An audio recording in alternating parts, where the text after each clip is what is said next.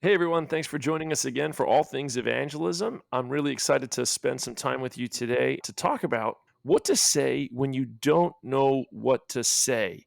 And so today on the podcast, I've invited Kate back to participate with us in this discussion because Kate Garriga is who works in the evangelism department. She feels like she's the worst person to speak to this subject because she's someone who never knows what to say when Yes, she doesn't know what to say. yes.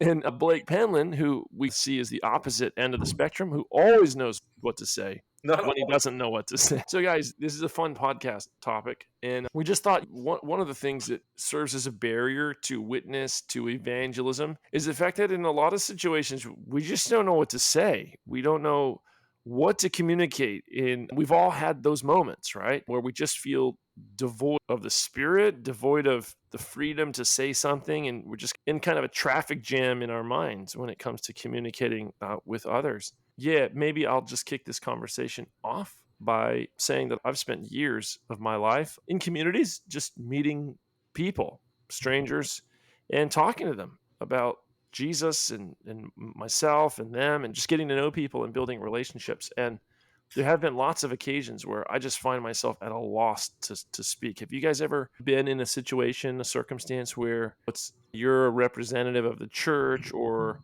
even if nobody even knows that you're a Christian, but you're talking to someone and you just don't know what? All Yes, the time. all the time. Okay, so for Kate, that's no surprise, but for you, Blake, that is a surprise Oh yeah, because you're very articulate, you're very thoughtful, and you always have good things to say. So oh how man. could that? It's the crazy thing is when you're in ministry long enough, you're going to be put in situations where people they just stump you. Like they ask you questions that you're just like, I didn't even know that was on the spectrum of questions to be asked. I've been bamboozled would be the right word on multiple occasions. Oftentimes I do a little Nehemiah prayer. In the beginning, Nehemiah doesn't know what to say, but as he's walking up to the king, he says a little prayer in his heart so that so you can talk to the king the right way. But many times I've had situations where I was like, I have no idea what to say this. I actually have a little example I want to give you because this just happened to me. Yep. I had no idea what to say about this.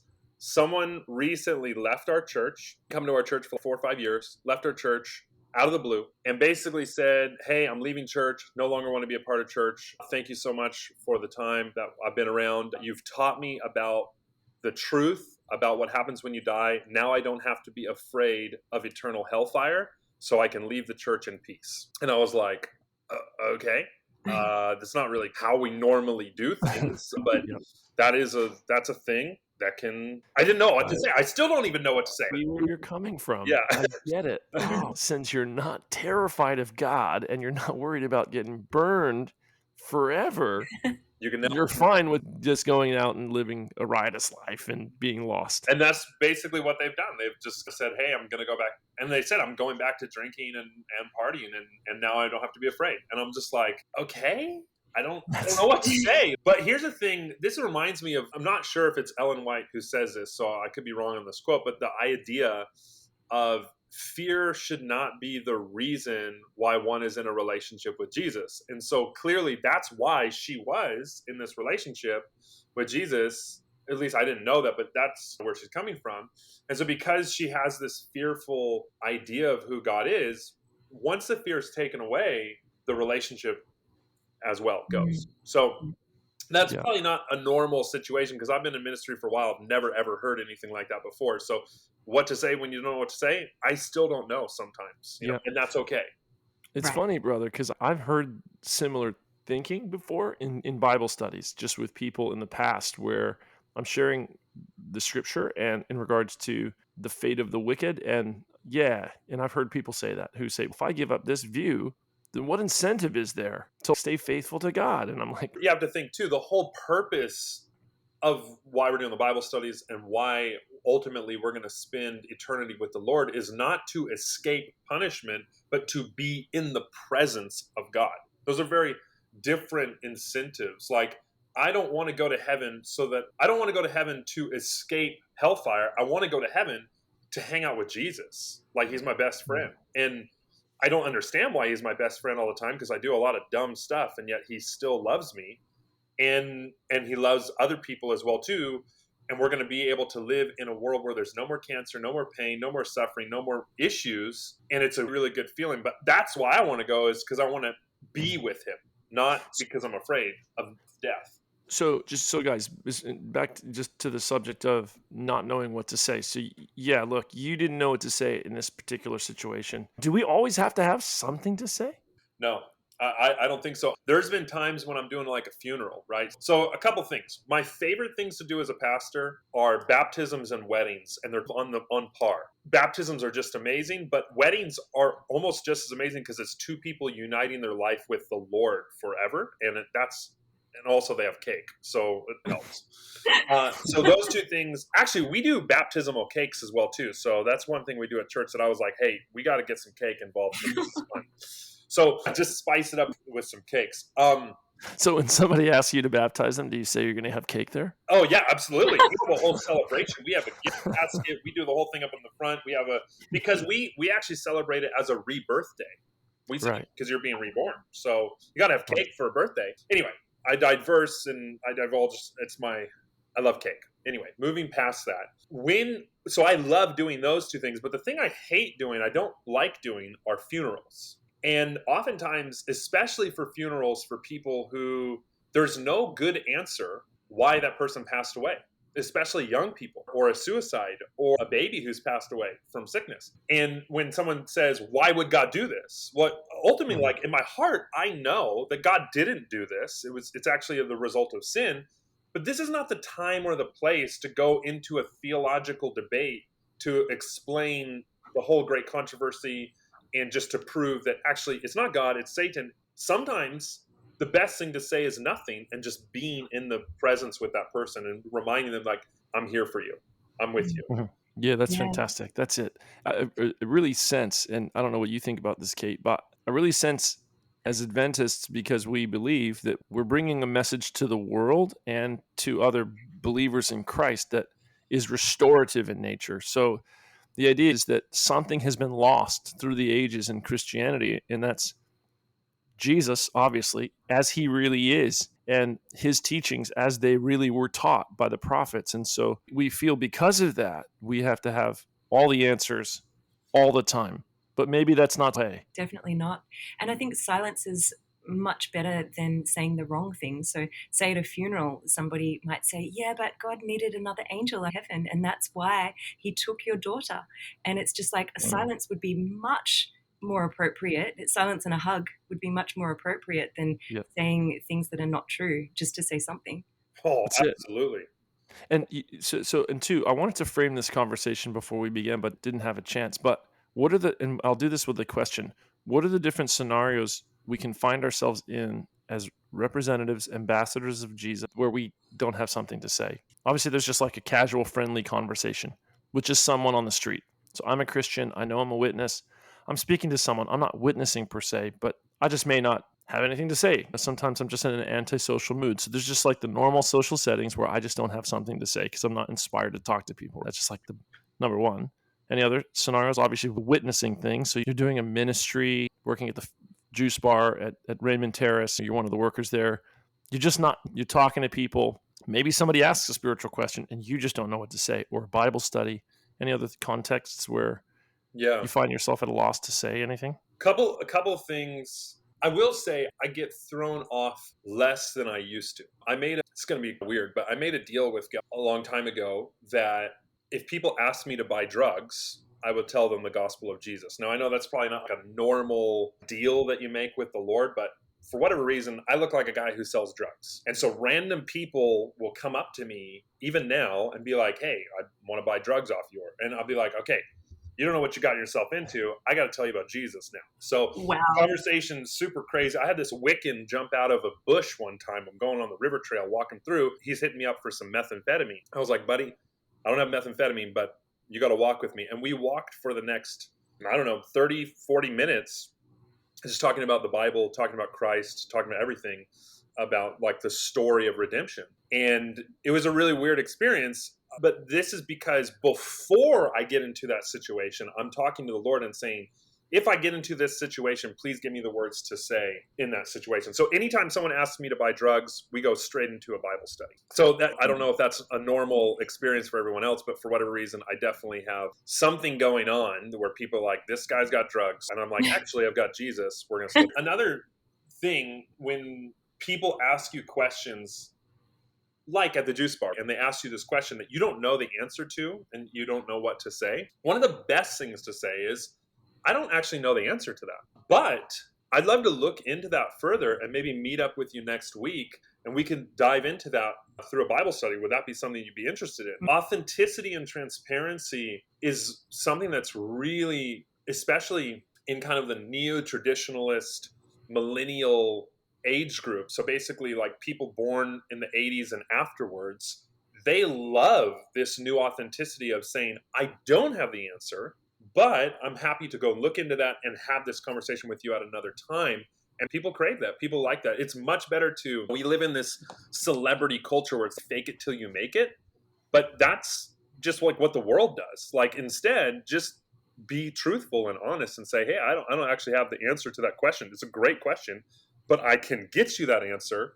Maybe we can meet up next week for a cuppa or juice at New Start Juice, and we can have a Bible study and talk about that. That's a great question. Sometimes the best answer is to say, I don't have the best answer. So just to the framing of this conversation, I don't know what to say in, number one, a Bible study. I don't know what to say at a funeral. I don't know what to say when I'm interacting with someone in a seed sowing ministry. I don't know what to say there's lots of contexts in which you just don't know what to say. And there's a couple things that we've mentioned in regards to this, like in response to this. Number one, you said the Nehemiah prayer, and it'd be cool if we could talk about that again in a second. Yeah. And then I mentioned the fact that sometimes, and Kate talked about it a bit, sometimes you just don't need to say things. And there is a Holy Spirit, and he does work in people's hearts and lives. And sometimes the most profound way to affect someone is just keep your mouth shut. Ellen White says that on some subjects, silence is golden. Silence is eloquence, she says. And so there's a time just to be comfortable not having anything to say, but with a warm and love-filled heart, just be there with people.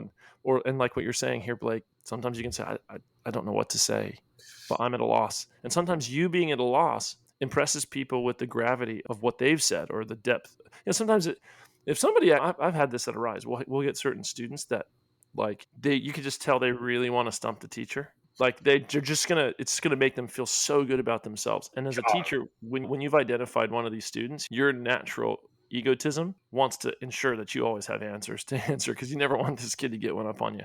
But that's just selfish and silly. So the best thing to do for those students is when they ask a question that you really don't know the answer to, sometimes it's good to just, for them, because they feel almost affirmed and I am smart. I did ask a question that even a teacher didn't have the capacity to answer. And sometimes there are seekers in that type of a situation where they're thinking deeply, they've got real good thoughts, and they've come to good questions. And sometimes when you come off like you just think everything, sometimes it does not impress them because they'll think, well, yeah. Anyways, just I'll tell you, it's hard to stump those Arise teachers, though.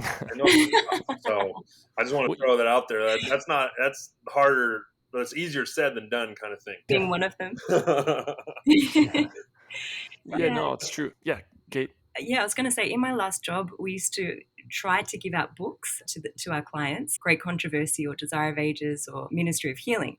And sometimes I just didn't know how to start that conversation. And I would wait for them to bring up something that could be a bit of a segue. And some of my clients were dying of cancer, or I thought this could be the only chance that I get with them. And I've only got 20 minutes of my session left. And so sometimes I would just say, okay, God, send up that prayer. What do I say? And sometimes it was clunky. And I think we always want to be elegant, and we always want to say things in the right way and at appropriate timing. But sometimes I would just say, so do you know Jesus? It had no context at all. But I was like, okay, I've got no time with this guy. And I remember one guy in particular, he said, actually, yes, my friend told me about him, and I've been looking at the Bible, and we gave him a Desire of Ages. And he sent us an email week saying, I'm sitting on my boat and I'm reading it. I think he was like a quarter of the way through already of Desire of Ages. And he said, it's been a huge blessing. And I never saw him again. Sometimes you just got to take the opportunities, even if you don't know what to say in an elegant way, just say something. Sometimes people hear your intent as well. like your Mm. sincerity. And that's probably more important than speaking perfectly. Yes. It reminds me of the saying too, always preach the gospel, if necessary, use words. Like your demeanor, your actions, your rapport with people should be explaining and expressing the gospel of Christ at all times. And then when necessary, you can open your mouth and actually speak. So not Yeah. knowing what to say is sometimes totally okay, because you are communicating the love of God through your actions. And actions definitely speak louder than words. I can think of my mom's story. Her parents were bank robbers and basically told my mom like, "Oh, we love you," but then, and my grandfather was he was a pimp as well too. So told my mom, "Hey, we love you," but at the same time committing these crimes, and even to the point, thankfully it didn't happen, but attempted to prostitute my mom out when she was 8 years old. But the government took her away by God's grace so that didn't happen. But so he's saying, "I love you," but his actions are completely opposite and terrible. So sometimes if you don't know what to say, but your actions are communicating love, it's even more powerful than anything you can say. So like that, and that's where that authenticity comes through as well too. Like making sure that what we're communicating verbally is, congruent with our physical actions and our social interaction with people. Totally. I had this situation just recently where I discovered that a person who who had come to the Arise program and I'd had a relationship with, for most people who listen to our podcast know Arise, it's just the personal ministries department in North New South Wales discipleship program that we partner with Light Bearers Ministry to run here every year. But yeah, just to give a plug for that ministry, it's actually something that our conference funds and directs. We just use the name and have Ty and David teach in the program. But he'd come, just a great guy, like such a sweet, decent, just great guy. And his wife, they both came to the Rise program. And just recently I discovered that they had a child. And when the baby was taking its first breath, it wasn't able to get oxygen. It breathed in some of the fluid from the womb, and then in that fluid was a bit of the fecal matter. They call it meconium. And when that gets into your lungs, it's really bad. It can cause some serious complications. So, like, as soon as you take that, a little baby takes the first breath of air, a whole bunch of biological processes kind of start. And those processes are very important. And so it's really essential that the baby takes like a good oxygen filled first breath. But when that doesn't happen and then the lungs fill up with this toxic yucky stuff, all those, it's like throwing a monkey wrench not in one piece of machinery but in multiple pieces of machinery at the same time. And it happens regularly, and most babies are fine, but some it's really bad. So they had to take their child down to Sydney ICU for days and life support, and it was really crazy. And when I heard about it, and in the light of how lovely these guys are, like they're just the kind of people who you just think, oh, this is tragic, because they're easy to have sympathy for because they're just such great people, sweet, kind, generous, awesome. And I just was telling as soon as I found out, Shreese told me, and she's like in tears. Yeah, this happened to this couple, and I'm just like, oh, I didn't want to call them. Not that I didn't want to, I wanted to call them and talk and express my concern and let them know that we're here to support them. But at the same time, I didn't, because I knew that there's nothing that I could say. What am I going to say to make it? You can't say anything to make it better. So you're in this kind of conundrum, like where you think, I want to call to express my concern and care, because as a conference person and someone who ran the ministry that was a blessing to these guys' lives, that would mean a lot. So I'm just like, okay, so what do? I have nothing to say. And then I just thought, I did the whole Nehemiah prayer thing. I says, Lord, it's the right thing to do to call, and it's the right thing to do to express my concern and care and support. And so I'm just going to do it, even though I have nothing to say. Like, in the sense that I did have something to say, but I never thought anything I would say would be adequate or sufficient. And I just went forward in faith. And interestingly, like, I'm not, the whole point too behind the point I'm going to make is that it's not about me in the first place. So why am I thinking in a performative sense? I might not say the right thing and whatever. That's not even the point. The point is to just show that I care, and to care with my words to the best, to the degree that I can. And so that's what I did. And I really felt that was accomplished. Like, I, in the sincerity in my heart, just showed concern and said what I could say as carefully and as cautiously as I could. But I did. And I just think the conversation went well. And I was able to communicate the concern not only of myself, but of my family. And so this is just an example. And I think the point I want to make is that sometimes we just have to have faith. And sometimes God creates the words as we move forward in faith. We always want to like script everything out 5 steps in advance so that we'll be perfectly safe.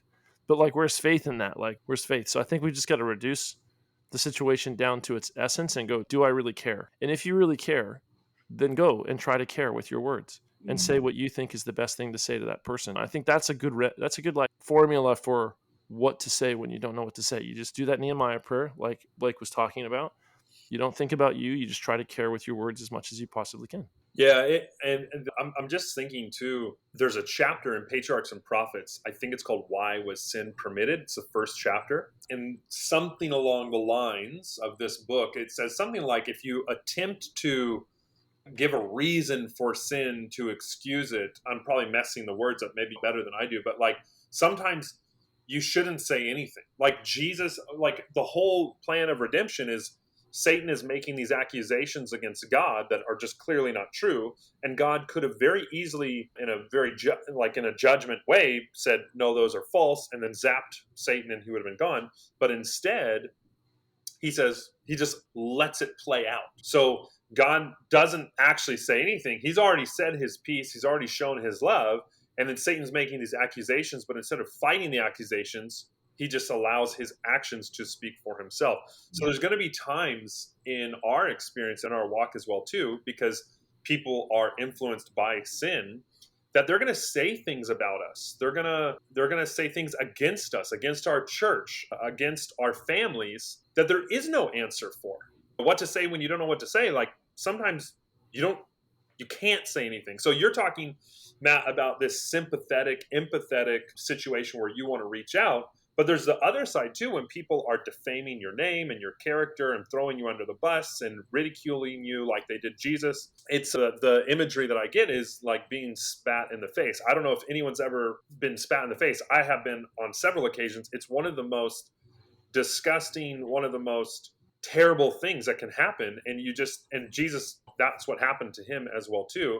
And sometimes there just isn't anything to say. You just have to take it on the chin and go, literally, I just got to do that. Like that, I can't believe that just happened, but I'm not going to respond because there's nothing worth responding to. So there are several situations that there really isn't anything to say when certain situations happen, but praying that Nehemiah prayer to God saying, give me the right words to say or not to say, I think is really important, because maybe that prayer could lead to you just being silent as well too. Yeah. And that's what it was. Sorry. It's if you give reason for sin, you excuse it. That's what I was thinking of. Yeah. Yeah. Nice. I studied life coaching, and in life coaching, they used to say, let silence do the heavy lifting. So if somebody is trying to work something out and they ask you a question and you, I don't know, say something, don't try and fill the gap because the silence is where the work happens. There's a pastor who used to, that's really but good terminology. The heavy lifting. Yeah.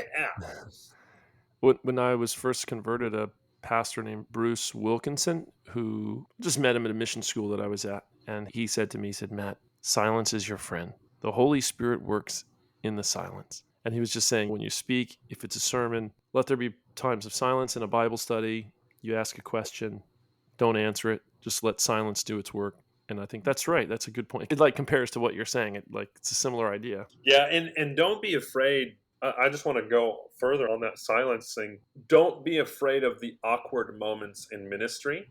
So going back to this, like what to say when you don't know what to say, allow the awkwardness to saturate the certain situations, because that's exactly what's needed to get past the superficial kind of fluff that is in a lot of conversations. Matt, you and I have had some very deep conversations in our time, but that's because of our relationship. So relationship comes before rebuke, right? Relationship comes before revelation. And so when you are developing that relationship, don't just think that you have to have all the answers for everything. Just be with that person. Allow yourself to not know what to say in those situations, and just show them by your actions, like, well, I'm here. I may not know exactly what to say or what to do, but I'm not going anywhere because this relationship is important to me. Yes. No, that's great. That's a really practical tip in regards to witnessing and evangelism. I want to just maybe for the last few minutes, and you guys don't have to follow my lead here because you can just say whatever you want because you're free people. And that's the rules of this podcast. It's all things evangelism, but we have a conversation about a specific topic that pertains to evangelistic outreach, but my guests are free as birds. But I just wanted to say Ecclesiastes 3, a very famous passage about how there's a time for everything. Time to live, time to die, time to kill, time to heal, time to speak, time to not speak. And I think that text of scripture speaks to this conversation. What to say when you don't know what to say. People tend to look for rules. Give me a rule evangelism director that I could follow that applies to every situation. And then I say that there is none, because there's a time for everything. There are times that you don't have something to say, but you need to speak anyways. There are those times. And there are times where you want to say something and you don't have anything really good to say, and you shouldn't say anything. And we have to decide what time it is.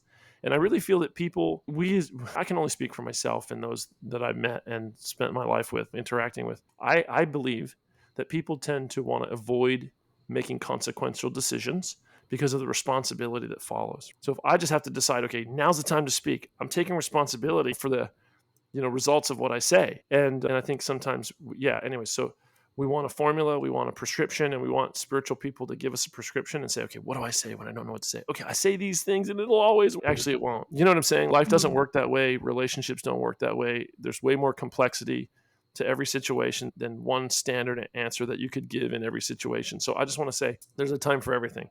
Time to be quiet, time to speak. And so you have to make that decision. You have to make that call. And so I think we all should just be sure that we're as close to God as we can be, so that whatever decision we make, it can be bathed in the Spirit and it can be led of the Spirit. Yeah, I just want to throw that out there. And maybe if you guys wanted to comment along those lines, then we'll close it out. We'll wrap it up. Do you want to say anything, Kate?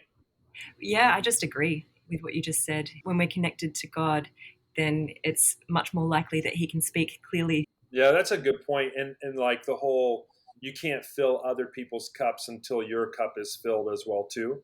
So I guess the premise of, if you expect to go and tell anybody something about evangelism or a relationship with God or the Bible or the scriptures, but you haven't spent any time with the Lord in prayer or studying the word for yourself, you're going to have an empty platter. Like I think of like the hors d'oeuvres that are brought out at a fancy dinner party.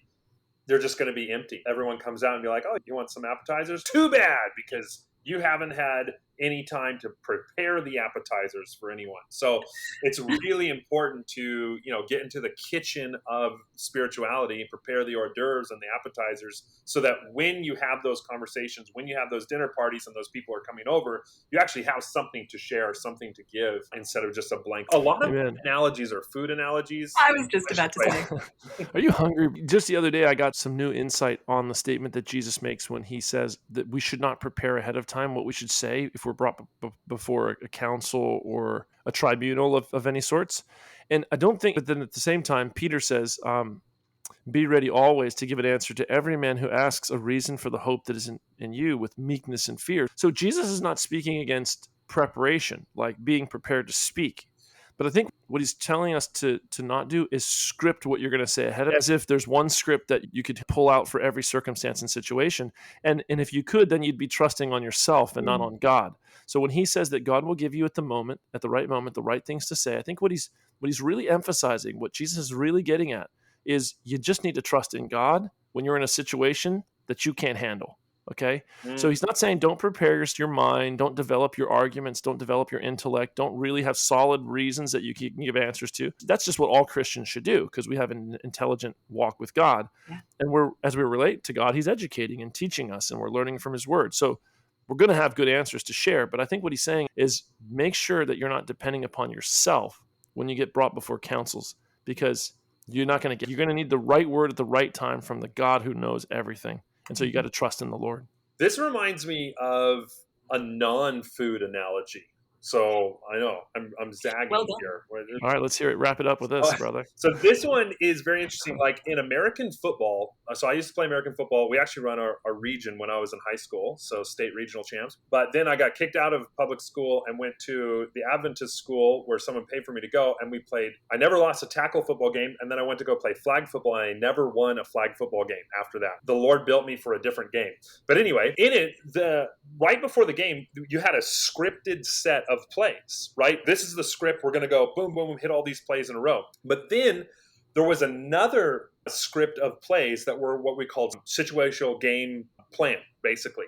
And so it's good to know the whole playbook. You got to know the playbook. You got to spend time in the playbook, understand the playbook from left to right, front to back, and understand it. And it's good to have a plan for the playbook when you're doing evangelism. But it's so important to have situational awareness because you don't know what the game is going to bring.